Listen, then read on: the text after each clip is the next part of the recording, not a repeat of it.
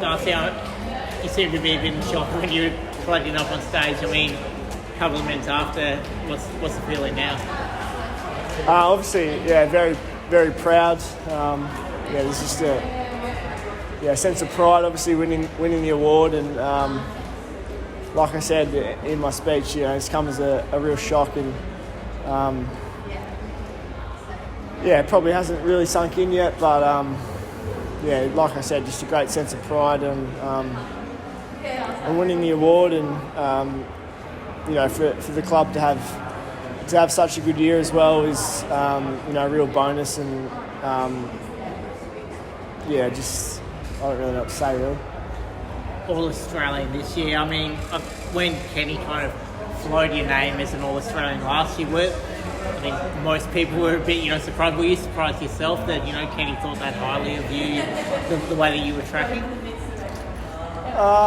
Look, I guess for me personally, I don't really think too much about, personal awards and All-Australians and that kind of thing. So, my main priority throughout the year was for us to continue to win games and for us to finish on top of the ladder was great. And all the personal stuff comes along after that. And like the All-Australians and this award, comes after that. And obviously we made the prelim, which is pleasing, but you obviously want to make it a couple of steps further. And Richmond have set the benchmark for the last few years, so we're striving to achieve what they've achieved. And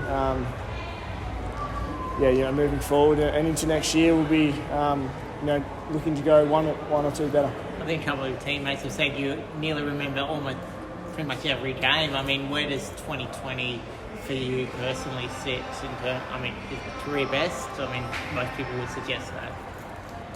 Oh yeah, I think last year I played pretty well, and this year similar. So this year probably a personal best in terms of we're able to make it to finals and play finals footy. And last year we finished 9th or 10th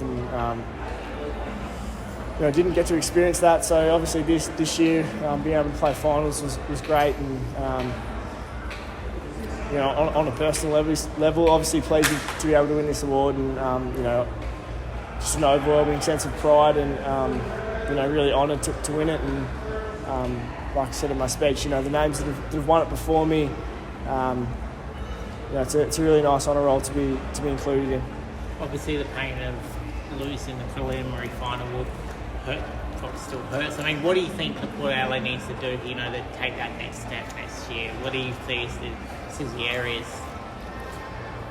Yeah, obviously we finished one kick away from beating Richmond, who went on to win the granny. So that probably tells you that we're not too far off, where we want to be. But there's always personal things you can improve on and things as a team you can improve on. So if we went into this pre-season and this year complacent with where we're at and happy with what we achieved, we'd probably go backwards. So we'll sit down as a group and as a coaching group. I'm sure they've already reviewed everything, and we'll definitely have things to work on and improve on next year. And I'm sure we'll come back bigger and better and fitter and improve on where we finished this year.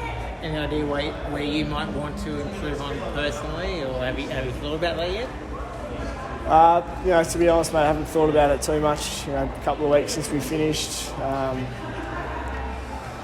I've done a whole lot of thinking about footy, obviously with a pretty guttering defeat. So I'm sure we'll sit down, when we come back and find things to work on, and get myself as fit as possible and as strong as possible, and we'll relaunch and reload and head on to next year. You're going to get yourself a John Cahill Medal winning haircut or anything like that, or what's that going with the mullet in the future? Yeah, obviously coming into tonight not thinking I'd finish anywhere. I probably didn't polish it up as nicely as my parents and girlfriend probably would have liked, but we'll see what happens with it, mate, to be honest. It's almost doing as much as yours at the minute, so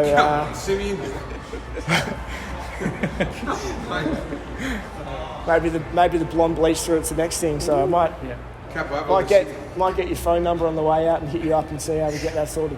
I got a quick one as well. Just as what does the off season hold? You know, it's been a massive year, really long, taxing year with all the COVID issues. And what do you do now to rest and reset?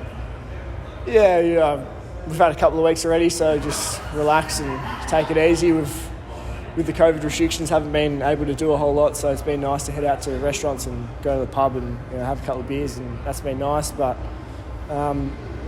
just go away on holidays and relax, and then turn things to training and like I said, reload, reset, see where we're at, and come back after Christmas. Hopefully get home for Christmas, back to Victoria, and come back after that ready to go. And all the boys are still very hungry and ready to go back to where we were this year, and go to the next step.